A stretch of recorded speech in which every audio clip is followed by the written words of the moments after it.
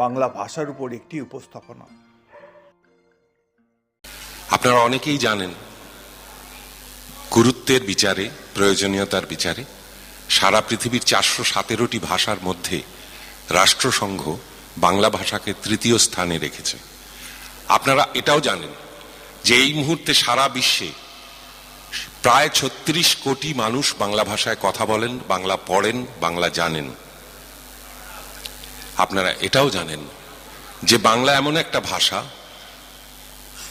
অন্য ভাষা শিক্ষার ক্ষেত্রে যেগুলো ব্যবসায়িক কারণে, বাণিজ্যিক কারণে ব্যবহার হয়, যেমন ইংরেজি, যেমন জার্মানি বা ফ্রেঞ্চ, কিন্তু সাহিত্য কাব্যের বিচারে অন্য ভাষার মানুষ সবচেয়ে যে ভাষাটা বেশি শিখতে চায় সেখানেও বাংলা ভাষা স্থান দ্বিতীয়। আমার এই কথাগুলো বলার অর্থ, বাংলা ভাষা নিয়ে যারা চর্চা করছেন, যারা দীর্ঘদিন ধরে করছেন, তাদের প্রতি সাধুবাদ জানানো এবং এটা জানিয়ে দেওয়া, বিশেষ করে এখানে অনেক অভিভাবক আছেন তাদের কাছে, যে এই এত আনন্দ, এত ভালো লাগার মধ্যেও কিছু খারাপ লাগা আপনাদের সঙ্গে শেয়ার করব। আসলে বাংলা, বাঙালি এগুলো বললে কোথাও একটা এমন প্রেক্ষাপট তৈরি হয়, এমন একটা চালচিত্র তৈরি হয়, যেটা বোধহয় পৃথিবীর অন্য ভাষাভাষী মানুষ নিশ্চয়ই তাদের ভাষার নিয়ে তাদের গর্ব আছে, তাদের সংস্কৃতি নিয়ে তাদের অহংকার আছে, কিন্তু কোথাও যেন আমার নিজেকে মনে হয় যে এত বড় প্রেক্ষাপট, এত বড় চালচিত্র বাংলা ভাষা ছাড়া বোধহয় সম্ভব নয়।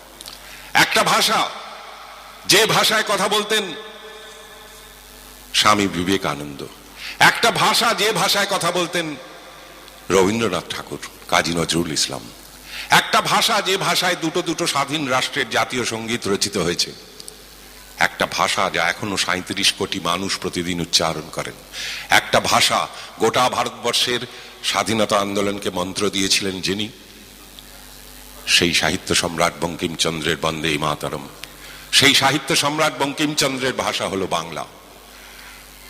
শৈশব থেকে যিনি বাংলা জানতেন না, বেশি বয়সে এসে বাংলা শিখেছেন এবং নতুন ভাষার আবিষ্কার করেছেন, নতুন ছন্দের আবিষ্কার করেছেন, সেই মাইকেল মধুসূদন দত্তের ভাষা বাংলা।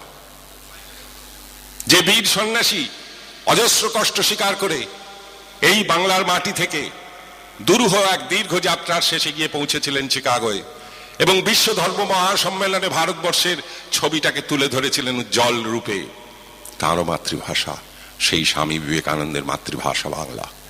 সমস্ত পৃথিবীতে যে সাহিত্যকে চিরায়ত ধরা হয়, বাংলা থেকে তার দুটি একটি উদাহরণ দিতে গেলে কথা অমৃতের নাম আসে, সেই শ্রী শ্রী রামকৃষ্ণের ভাষা বাংলা।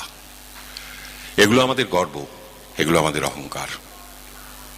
বাংলা ভাষায়